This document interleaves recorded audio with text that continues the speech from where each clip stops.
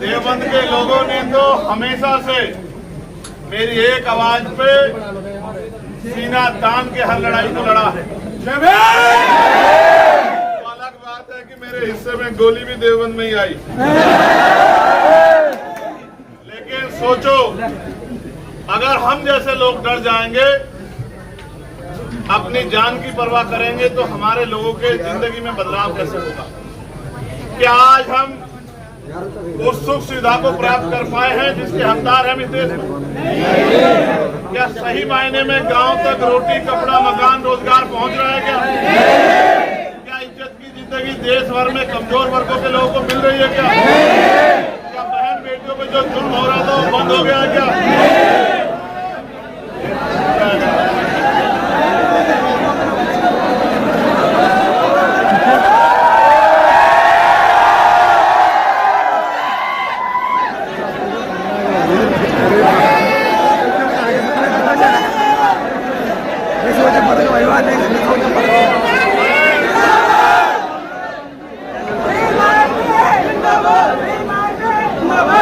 मैं सहारनपुर के लोगों से पूछना चाहता हूँ, जवाब देने के लिए तैयार हो? जो काम नगीना बिजनौर के लोग कर सकते हैं वो हम करेंगे।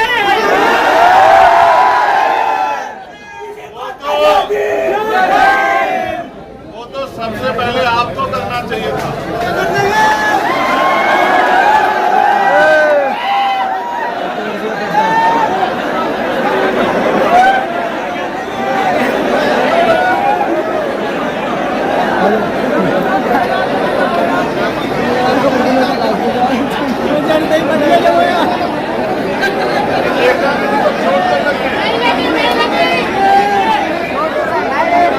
देखो, मैं तो इशारों में सारी बातें समझाता रहता हूँ।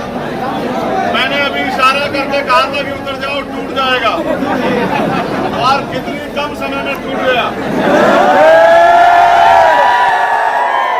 मैंने ये भी तुम्हें कहा कि जो काम बिजनौर के लोगों ने किया वो आप भी कर सकते थे। यहाँ तो हर गांव में चंद्रशेखर आजाद है। हो सकता है आप पिछली बार किसी कारण से पीछे रह गए जी, लेकिन अब मैं आपको कहना चाहता हूँ, अब आप पीछे मत रहना।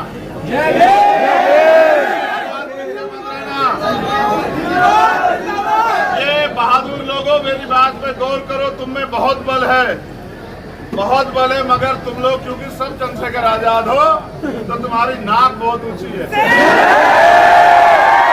अगर सच में समाज से प्यार करते हो, ये नालायक हो जाओ। अगर सच में समाज से प्यार करते हो तो अपनी ईगो, अहंकार को दूसरी तरफ उठा के रख दो। अगर अपने लोगों से प्यार, और क्योंकि काशीराम साहब कहते थे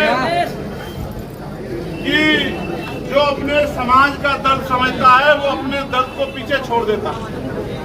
अगर आप अपने समाज के दर्द को दूर करना चाहते हो, दलितों के दर्द, पिछड़े वर्ग के लोगों के दर्द को, मुस्लिम समाज, जैन समाज, सिख समाज, महिलाएं, कमजोर, किसान, मजदूर, अगर उनकी तकलीफों को कम करना चाहते हो तो भाई फिर अपने ईगो को, अपने अहंकार को पीछे करो।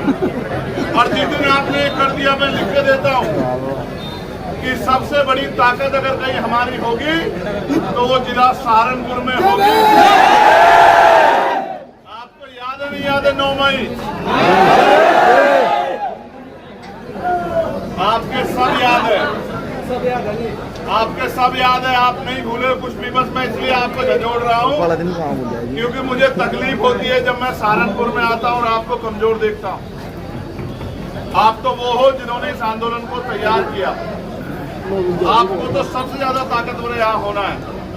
मेरे बहादुर साथियों, खड़े हो जाओ। यहाँ नहीं जैसे बैठे हुए खड़े हो जाएं। जो लोग खड़े हैं उनको भी कह रहा हूँ, जो बैठे हैं उनको भी खड़े हो जाओ। पैरों पे नहीं, इन पैरों पे नहीं, अपनी राजनीतिक ताकत बनाने के लिए खड़े हो जाओ। देखो, जिनके जिस समाज पे ताकत नहीं होती उनके नेताओं का ये हश्र होता है कि आज आजम खान को आप देख लो कहाँ है। उनके नेताओं को ये सहना पड़ता है जिस समाज पे ताकत नहीं होती। अगर कल आपने ताकत नहीं बनाई तो शायद कोई और जेल मेरा इंतजार कर रही होगी या कोई गोली मेरा इंतजार कर रही होगी। ना मैं जेल से डरता ना गोली से, मैं आपसे कह रहा हूँ। अगर मैं इस बात से डरता हूँ कि जो ताकत आपने बनाई है उसका फायदा समाज को नहीं मिला, फिर बेकार हो जाएगा।